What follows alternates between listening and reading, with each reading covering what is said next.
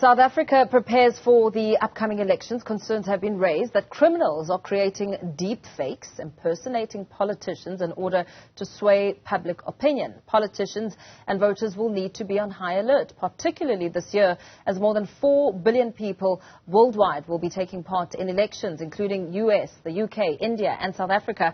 I'm now joined by Anna Collard, who is from the SVP Content Strategy and Evangelist at Newzroom Afrika. Very good afternoon to you, Anna. Thank you for your time. The increasing prevalence of disinformation means that politicians and voters alike need to be on high alert. What are we facing? Yeah, thanks, Mho, for having me. And you're absolutely right. Like, if we think about the elections happening, not just in South Africa, but on a global scale, this year it's really going to be just something to look forward to. However, with the progress and the pace of innovation that we've seen with generative AI and technology in general, we obviously need to also be aware of the adversaries, or let's call them undesirable groups that try and create more polarization, more sort of fraction between societies, and using this technology to sort of distribute disinformation, misinformation across the globe. And it's not something that we expect to happen. It's already happening. So we really have to raise awareness, as amongst the consumers and the citizen, really, to not believe anything that we see, unfortunately. Yeah. Let's perhaps now break down the kind of disinformation, misinformation. I mean, we're learning of terms like deepfakes and the use of AI. Perhaps give us a definition of what a deepfake is and the other sort of diversities when it comes to the use of AI to fuel this and misinformation.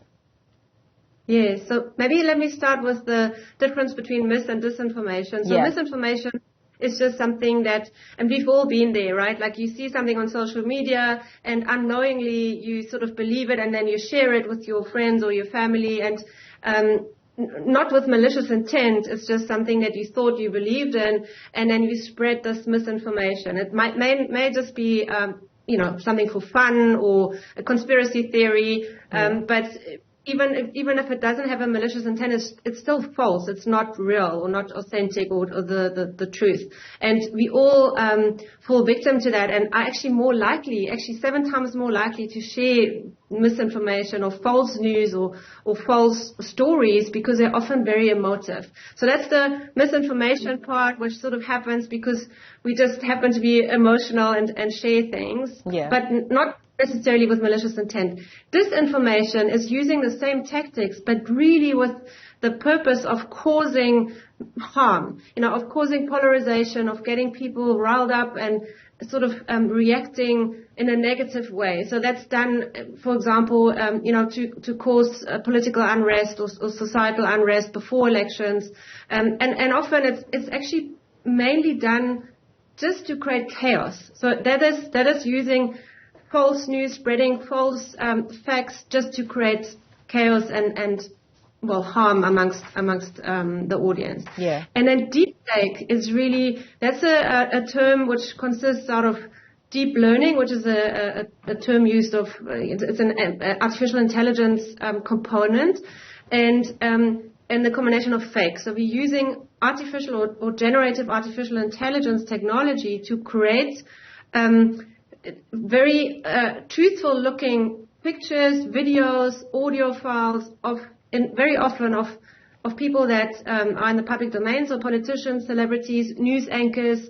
They're being impersonated with this deepfake technology, which makes them look and sound, and it makes them come across really authentically in order to spread the misinformation and the disinformation. So that's the three components. Yes. Put together. How do you spot a deepfake? It's very difficult to spot that, to be honest. Like, a few years ago, it was still sort of that uncanny valley, which is like, you look at it and it looks very sort of robotic, and unnatural, and for example, the color of the face and the rest of the body was completely different, and you could see how the audio wouldn't match the lip syncing. Yeah. Nowadays, the technology has really, really improved, and it's very difficult for like the naked eye to detect that.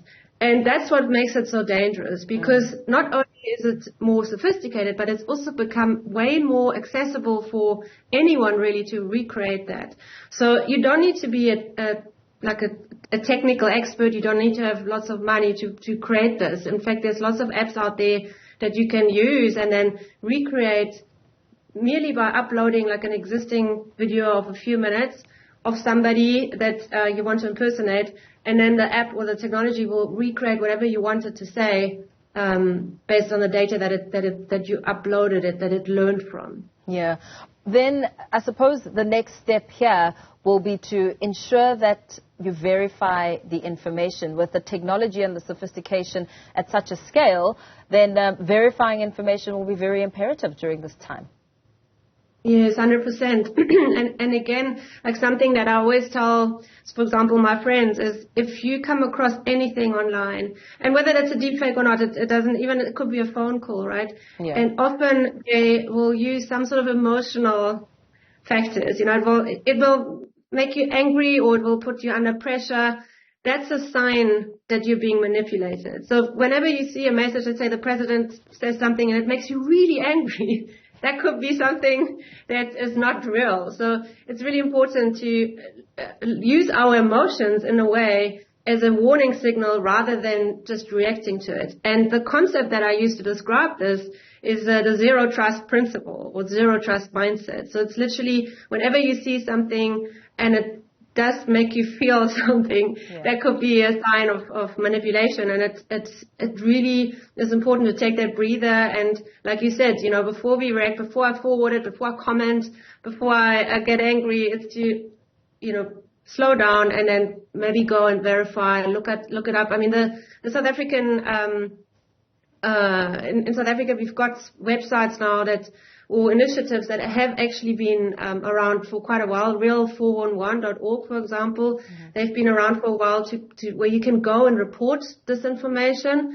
And then also recently there's something called the Political Advert Repository, or PADRE, which is an IEC initiative where you can also go and check, is this really an official political ad or not?